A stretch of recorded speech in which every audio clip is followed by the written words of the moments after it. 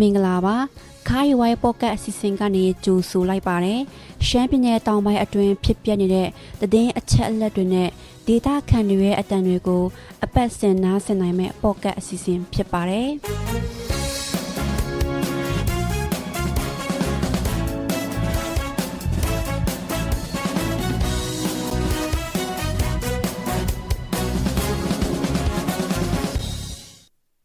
မင်္ဂလာပါ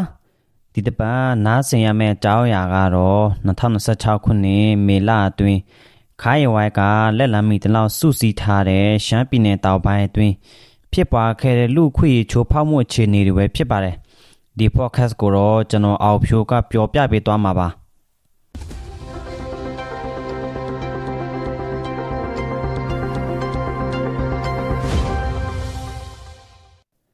2021ခုနှစ်စစ်တပ်အာဏာသိမ်းပြီးချိန်ကစပြီးမြန်မာနိုင်ငံတဝန်းမှာရှိတဲ့အရက်သားပြည်သူတွေကို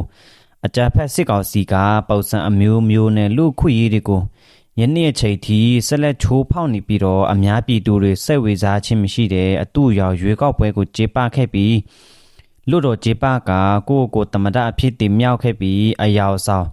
အသွင်ပြောင်းအစိုးရအဖြစ်ပြန်လည်ဖွဲ့စည်းခဲ့တော့လဲအပြစ်မဲ့ရက်သားပြည်သူတွေကိုပြစ်ခတ်တပ်ဖြတ်တာဗုံးကျဲတာမတရားဖမ်းဆီးတာငွေညစ်တာ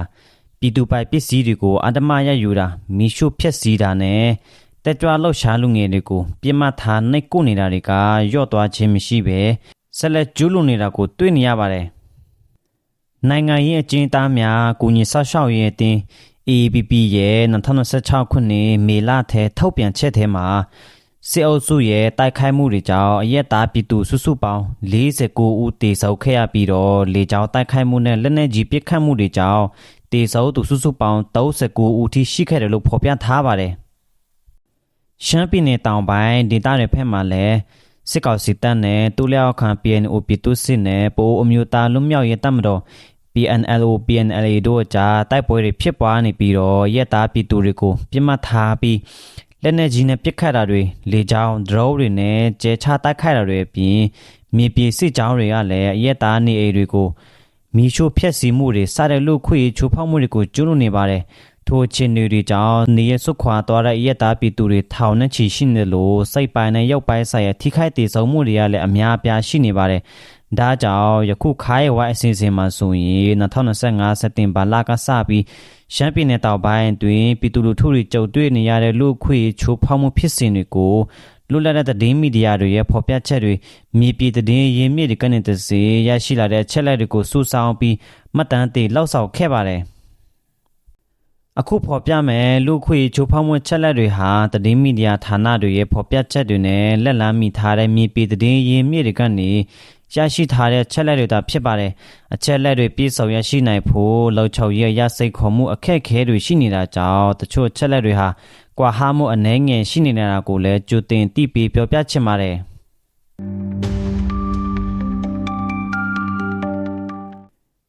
မေလတရက်နေ့ကစပြီး30ရက်နေ့အထိရှမ်းပြည်နယ်တောင်ပိုင်းအတွင်းတွေ့ရှိရတဲ့လူခွေချိုးဖောက်မှုအမျိုးအစားတွေကိုပြောပြပေးသွားမှာပါအရက်သားတည်ဆုံးခြင်းမတရားဖမ်းဆီးခြင်းအတင်းဓမ္မငွေကြေးကောက်ခံခြင်းလွတ်လပ်စွာတွာလာနေထိုင်ခွင့်ကန့်သတ်ထားခြင်းအတင်းဓမ္မစေခိုင်းခြင်းစတဲ့အမျိုးအစားတွေပဲဖြစ်ပါတယ်ရှမ်းပြည်နယ်တောင်ပိုင်းမေလအတွင်းကကောက်ရရှိခဲ့တဲ့လူခွေချိုးဖောက်မှုတွေထဲကဖြစ်စဉ်တချို့ကိုအသေးစိတ်ပြန်လည်ပြောပြပေးသွားမှာဖြစ်ပါတယ်မေလအတွင်းကောက်ရရှိခဲ့တဲ့လူခွေချိုးဖောက်မှုအမျိုးအစားတွေထဲမှာအရက်သားတင်ဆုံးခြင်းကပထမအဖြစ်အများဆုံးနေနဲ့ရှိနေပါတယ်အဲ့ဒီဖြစ်စဉ်တွေကိုကျူးလွန်ခဲ့တဲ့လူတွေကတော့စစ်ကောင်စီနဲ့၎င်းလက်အောက်ခံပြည်သူစစ်တွေအပြင်အမီမတိရှိရတဲ့လက်နက်ကိုင်စုဖွဲ့တွေကနေကျူးလွန်ခဲ့တာတွေလည်းရှိနေပါတယ်အရက်သားတည်ဆုံတဲ့နေရာမှာမေလ2ရက်နေ့ကရွာငံမြို့နယ်အင်းကုန်း9စုကျေးရွာအုပ်စုကြောက်ကူပြင်မြောက်ပဲ9စုကျေးရွာနေဒေါ်ခိုင်ချိုရဲ့နေအိမ်ကိုလက်နက်ကိုင်တစုကရောက်လာပြီး၎င်းရဲ့အမျိုးသားနဲ့ကလေးရှိမှပဲဓာတ်နဲ့ထိုးခဲ့တဲ့ကြောင့်အသက်တည်ဆုံခဲ့ရပါတယ်မေလ17ရက်နေ့မှာလည်းရွာငံမျိုးဇေဒရက်ကွယ်မျက်နှာတန်လမ်းမှာနေထိုင်တဲ့ဦးစန်းလွေထူးနဲ့ဇနီးဖြစ်သူဒေါ်ဆွေအိတီခါမဆန်ထူတို့ကိုအမီမတိလက်နဲ့ကိုင်လူ၄ဦးကစိုက်ကယ်နှစီးနဲ့ရောက်လာပြီးတော့တနတ်နဲ့ပစ်ခတ်ခဲ့တာကြောင့်၎င်းတို့လင်မယား2ဦးစလုံးအသက်ဆုံးရှုံးခဲ့ရပါတယ် နောက်ထပ်မေလ18နေ့မှာလည်းအမျိုးသားတဦးကိုစစ်တပ်တည်ပေးဒလန်ဆိုပြီးတော့အမီမတိလက်နဲ့ကိုင်ဖွဲ့တွေကနေတပ်ဖြတ်ခဲ့ပြီးတော့မေလ20နေ့မှာဆိုရင်လည်းအသက်30ကျော်ရွယ်ပြူစောထီအမျိုးသားနဲ့ဒေတာခန်အမျိုးသား2ဦးကိုစစ်တပ်တည်ပေးဒလန်ဆိုပြီးတော့အမီမတိရှိရတဲ့လက်နဲ့ကိုင်ဖွဲ့ကနေထပ်မံလာရောက်ပြီးတော့တပ်ဖြတ်ခဲ့ပါသေးတယ်နောက်ထပ်မေလ24ရက်နေ့မှာဆိုရင်ပင်လောင်မြို့နယ်နောင်မူကျေးရွာနဲ့ကြောက်စစ်ကျေးရွာကြားမှာရှိတဲ့ PNO ပြည်သူစစ်ကနေအာလူရောင်ပြီးပြက်လာတဲ့ပြည်သူ2ဦးကိုအကြောင်းမဲ့တနတ်ဖြစ်ပစ်ခတ်ခဲ့ပြီးတော့ကြောက်စစ်ကျေးရွာကကားမောင်းသူဦးအောင်သိန်းအသက်ဆုံးရှုံးခဲ့ရပါတယ်။အဲ့ဒီဖြစ်စဉ်တွေကြောင့်အရက်သားပြည်သူအမျိုးသား9ဦးနဲ့အမျိုးသမီး2ဦးစုစုပေါင်း9ဦးအသက်ဆုံးရှုံးခဲ့ရပါတယ်။မေလအတွင်းမတရားဖမ်းဆီးခြင်းဟာဒုတိယအဖြစ်များတဲ့အမျိုးအစားတစ်ခုဖြစ်ပါတယ်။၎င်းဖြစ်စဉ်တွေကိုတော့စစ်ကောင်စီနဲ့၎င်းလက်ခံ PNO ပြည်သူစစ်တွေကနေကျွလွန်ခဲ့တဲ့ဖြစ်စဉ်တွေပဲဖြစ်ပါတယ်။မတရားဖမ်းဆီးတဲ့နေရာမှာမေလ16ရက်နေ့ကပေလောင်မြို့နယ်တကူမှုကျေးရွာမှာနေထိုင်တဲ့ဒေသခံလူငယ်4ဦးကို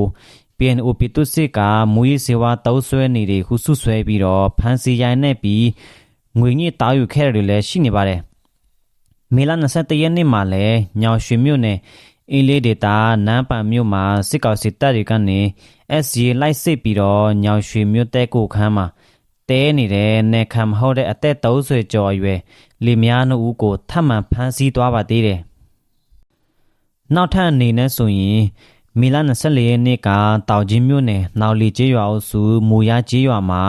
ထိုင်းနိုင်ငံကနေရွာကိုတောက်ရဲပဲပြန်နေရသေးတယ်ခွန်စော်ထက်ဆိုတဲ့ပအိုးလူငယ်အမျိုးသားတဦးကို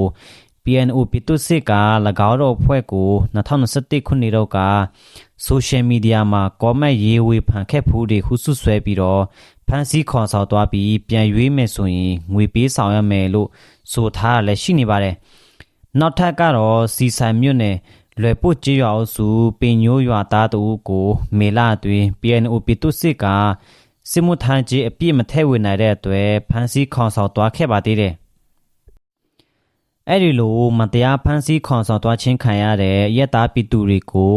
စစ်ကောင်စီနဲ့၎င်းလက်အောက်ခံ PNO ပြည်သူစစ်တွေကရိုက်နေတာညင်ပန်နှိပ်စက်တာတွေလှုပ်ဆောင်ခဲ့ပြီးတော့ဖမ်းဆီးခံရတဲ့သူတွေကိုပြန်ရွေးမယ်ဆိုရင်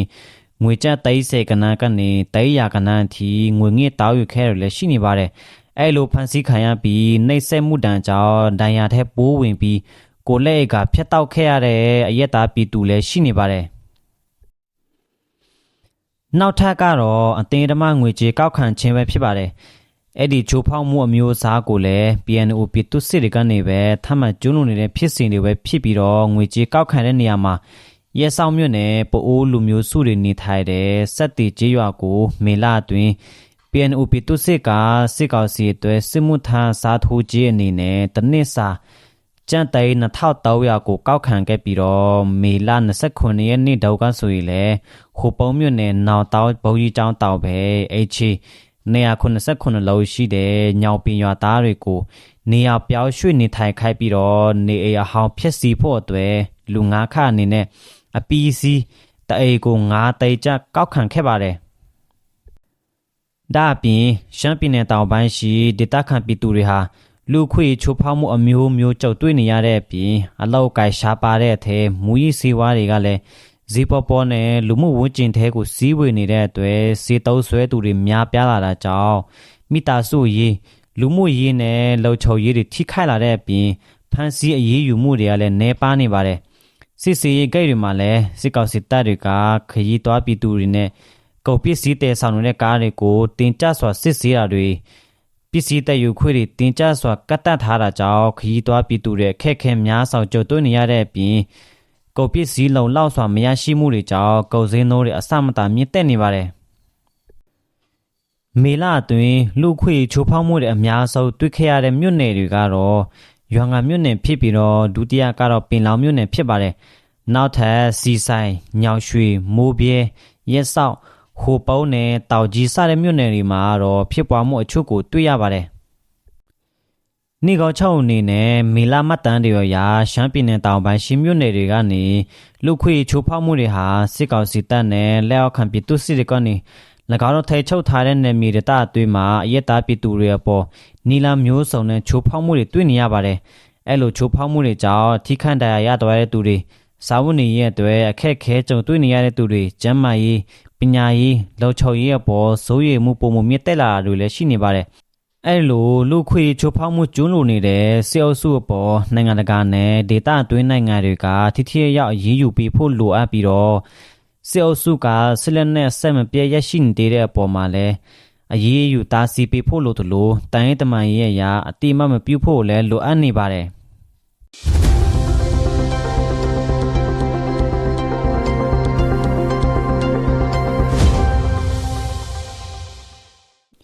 2026ခုနှစ်မေလအတွင်းရှမ်းပြည်နယ်တောင်ပိုင်းအတွင်းရှိမြို့နယ်တွေမှာဖြစ်ပွားခဲ့တဲ့လူခွေချိုးဖောက်မှုအခြေအနေကျင်းချုပ်ကိုနားထောင်ခဲ့ရတာပဲဖြစ်ပါတယ်။မိတ်ဆွေတို့အနေနဲ့မိမိရဲ့ဒေတာအတွင်းမှာဖြစ်ပျက်နေတဲ့လူခွေချိုးဖောက်မှုအခြေအနေတွေနဲ့လူငယ်တွေရဲ့အတန်တွေကိုဖော်ထုတ်ခြင်းနဲ့ဆိုရင်ခိုင်ဝါရသက်ဆိုင်ရာမီဒီယာ channel ချက်ပေါက်တွေမှာလောက်ချုပ်စိတ်ချစွာသတင်းပေးပို့နိုင်ပါတယ်။အခုနားဆင်နေခဲ့ရတဲ့အကြောင်းအရာတွေကိုကျမတို့ခါးရီဝိုင်းကနေတင်ဆက်နေတာပါခါးရီဝိုင်းပေါ့ကတ်အစီအစဉ်တွေကို Facebook, YouTube, TikTok နဲ့ Telegram Channel တို့မှာအပတ်စဉ်တိုင်းနားဆင်နိုင်ပါတယ်နောက်အပတ်မှာပြန်ဆုံကြရအောင်ရှင်ကျမနန်းခမ်းလောက်ပါ